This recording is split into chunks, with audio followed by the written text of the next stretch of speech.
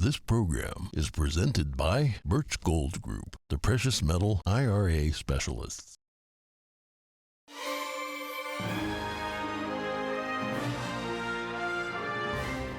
Good morning. In today's headlines, a rough Christmas day for many in Buffalo, New York. Power outages from a blizzard and terrible road conditions left at least 17 dead. China could be experiencing the largest COVID outbreak in the world. The numbers leaked from a meeting of the country's top health body. Is this the end of the line for Kari Lake? An Arizona judge says yes and dismissed her case, but Lake vows to fight on. President Putin says he's ready to talk, but Russian forces showed no mercy to Ukraine on Christmas Day, carrying out dozens of attacks. And Shen Yun started its 2023 season in Atlanta with a full house performance during the holiday weekend. The performing arts troupe will cover more than 180 cities and more than 20 countries around the world. We hear from audience members.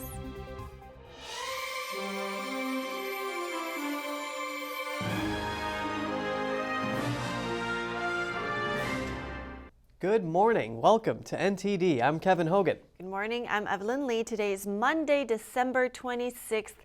I hope everybody could stay cozy over Christmas, but it certainly wasn't easy for people in Buffalo, New York. They had to deal with a severe blizzard over the weekend.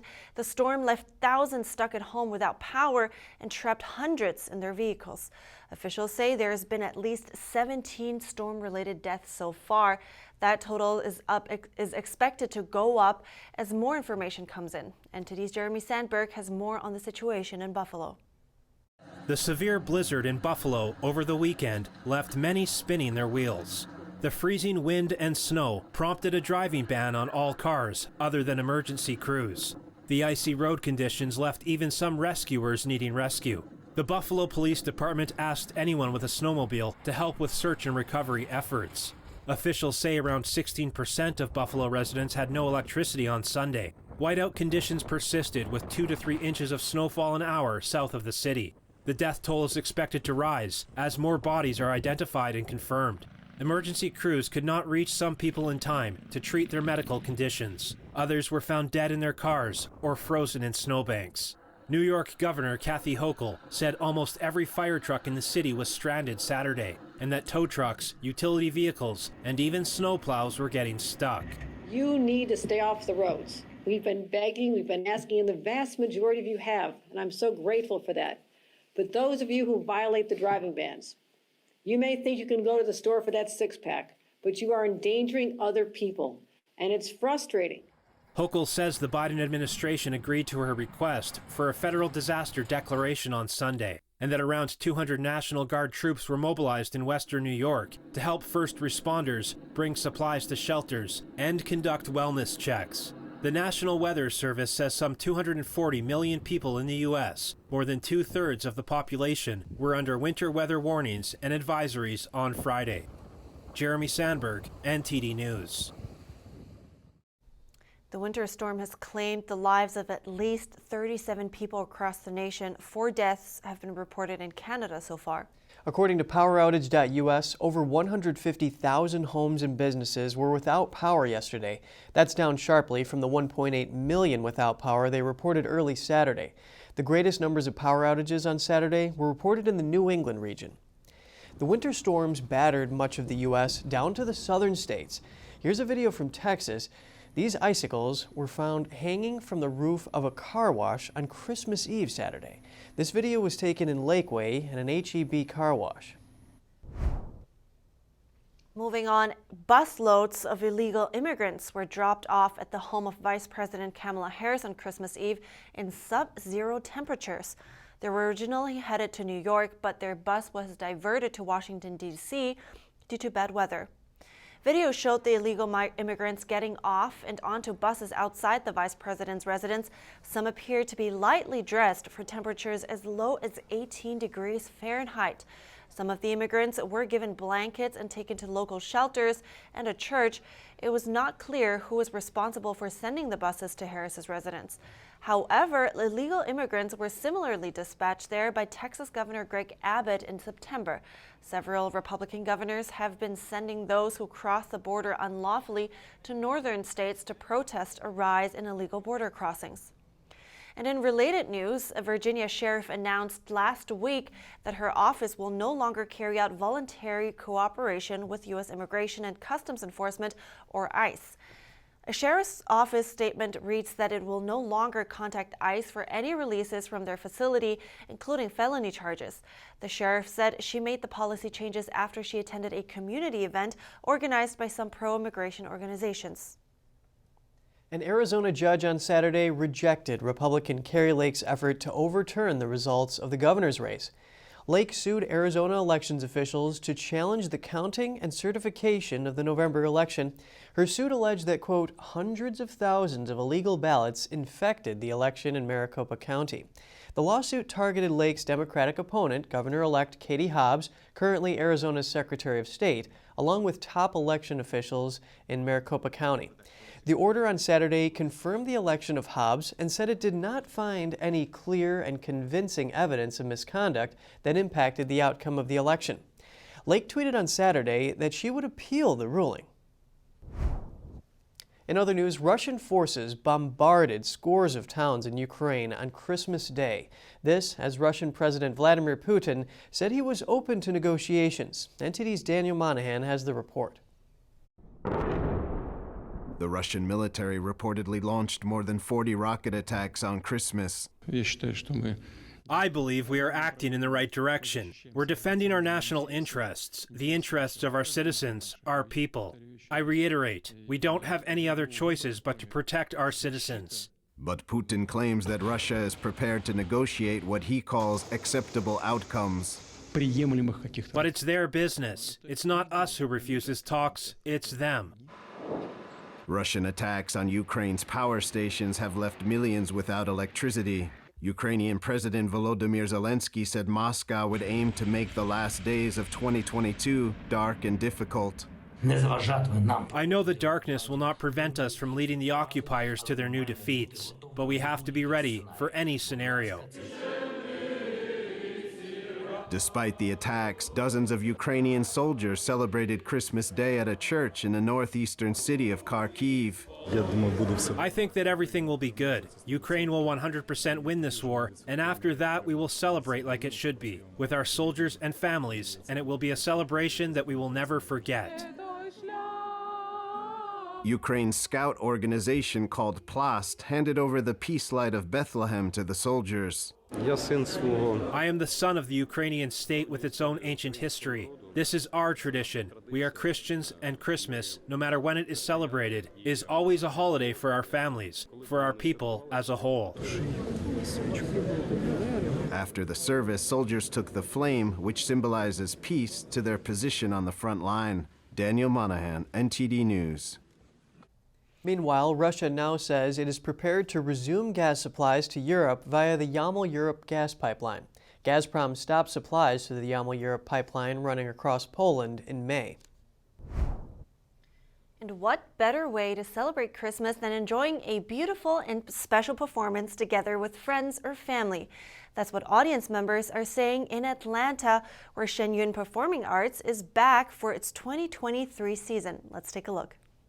It's just been such a great addition to the Christmas season for us, and a great way to spend the afternoon with my family. Shen Yun's 2023 season kicked off in Atlanta at the Atlanta Symphony Hall on December 24th with a whole new performance. I can't think of any better place to be than right here. This is something I feel like I would do every single year.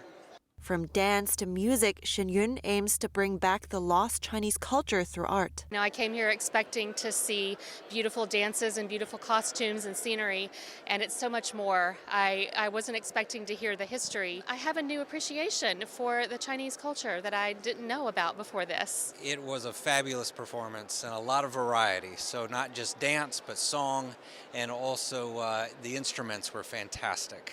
The orchestra is what stood out most to me because it wasn't like people dancing and moving to a track. It was real performing. Audience members say this is the best way to celebrate Christmas with family. I want to say it's like like for years and years and years, people go to see the Nutcracker Ballet at the holidays. I want to see Shen Yun every holiday because it's that uplifting and it's victorious and it's live and it's real and it's colorful. Some felt enlightened after the show. Very inspired following this. So hopefully everyone else that's here, there are hundreds of people here tonight, and hopefully through this whole show, everyone will walk away more inspired. Absolutely gorgeous. The way that the backdrops interact with the performers and just the whole technology with the art is fascinating. Actress and owner of Marietta Theater Company, Gina Ann Riggs, saw Shen Yun with her family for the first time. Her son, Chandler Riggs, who is also a well-known actor, said Shen Yun has some of the most talented performers he has ever seen. I can't imagine all of the hours that went in to getting ready for these types of performances, and great job. Bravo. Because of high demand, organizers added an extra performance in Atlanta, where Shen Yun will continue to perform until January 8th. Be it proclaimed that we, the members of the Atlanta City Council, on behalf of the citizens of Atlanta, do hereby recognize the global sensation of Shen Yun for its divine experience and its contributions to the city's art and music community. Atlanta City Councilman Alex Wan came to the theater to present a proclamation to celebrate Shen Yun's return to Atlanta. I'm pleased to represent the city today in both recognizing the performance and the tour, but also the organizers and the presenters. I just wanted to make sure that we acknowledge the importance of the art as well as the significance of the teachings. Shen Yun will be performing in more than 180 cities in over 20 countries on 5 continents over the next 6 months. The show will cover 42 states in the U.S. alone. I think that they all need to come and see it. Coming up, China could have the largest COVID-19 outbreak in the world. If the leaked numbers from the country's top health body are accurate, up to 37 million people are contracting the disease every day. And German police divers may have a clue about some missing artifacts. It's related to a $120 million heist from one of Europe's largest art collections. That and more coming up in a moment.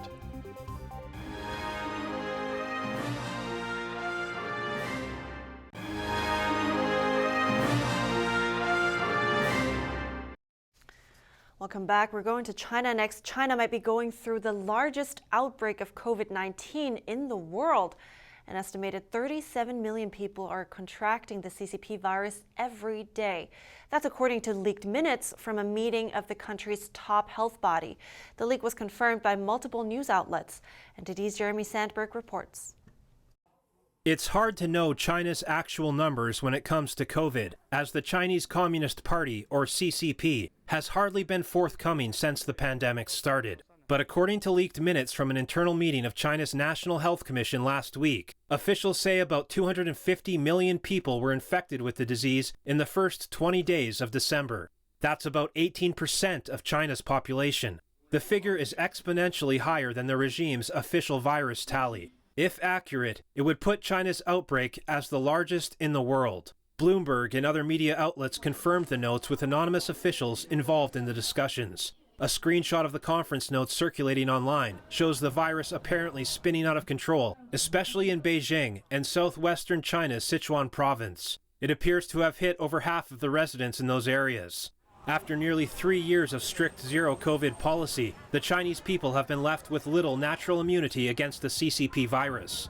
The minutes cited 12 major Omicron subvariants found in China. The 3 listed most prevalent are BA5.2, BF7, and BM7. How the agency arrived at these figures remains unclear, as the country abandoned mandatory mass virus testing earlier this month. But the numbers do appear consistent with anecdotal evidence of a spike in infections and deaths nationwide, including among the CCP's elite circle. The numbers also align with analysis by UK researchers, projecting up to 279 million cases nationwide, with up to 2.1 million deaths. The virus surge has overloaded morgues and hospitals across China. Experts predict the peak in the whole country will come in January, when tens of millions of people travel across China to celebrate the Lunar New Year with family. Jeremy Sandberg, NTD News. 6 people are dead and 2 more were injured after a bus careened off a bridge in northwest Spain. The coach traveling between 2 major cities skidded off a straight bridge and plunged 130 feet into a river on Christmas Eve. Of the 8 people on the bus, only the 63-year-old driver and a female passenger survived. Both were taken to the hospital. Heavy rainfall in the area created a strong river current. This delayed the rescue operation for nearly 2 hours before resuming yesterday morning. Officials declared the search and rescue had concluded as experts engineered a safe way to extract the bus from the river. The cause of the crash is unknown, but the region's president said bad weather could have been the issue. The driver tested negative for drugs and alcohol. About 20 German police divers searched a canal in Berlin on Sunday. They're looking for clues into the 2019 jewel heist at Dresden's Green Vault Museum. NTD's Flinders Kingsley has the story. In January 2022, 6 men accused of involvement in a robbery of one of Europe's greatest art collections appeared in court. However, the whereabouts of many of the treasures remained a mystery. Dresden police overlooking Sunday's canal search would only confirm that the operation was in connection with the Green Vault robbery. They said it could take several hours to several days. Dresden police refused to say what the divers in Berlin were looking for or why they were there. The defendants are reportedly linked to an Arab immigrant clan and aged between 22 and 27. They are charged with aggravated gang theft and serious arson, according to the Dresden Public Prosecutor's Office. All the suspects are in custody. 2 have already been sentenced to 4.5 years in prison. That's for involvement in stealing the Big Maple Leaf, a 220-pound gold coin worth nearly $4 million from Berlin's Bodar Museum in 2017. The stolen Dresden collection was assembled in the 18th century by Augustus the Strong, Elector of Saxony and later King of Poland. He commissioned ever more brilliant jewellery as a part of his rivalry with France's King Louis XIV.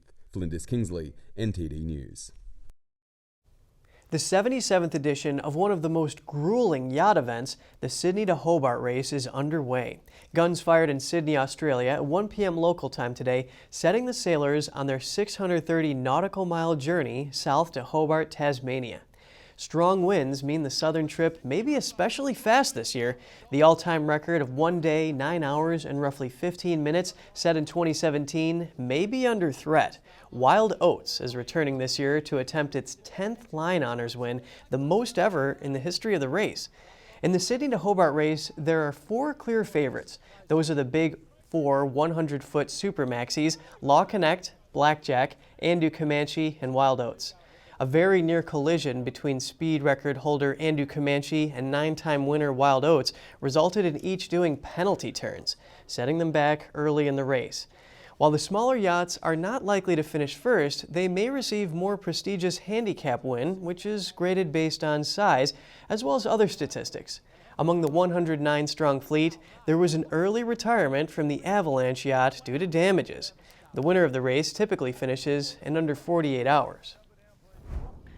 And coming up, an author, speaker, and former member of a Senate subcommittee in Virginia shares her life journey and how she made her way back from the streets battling addiction.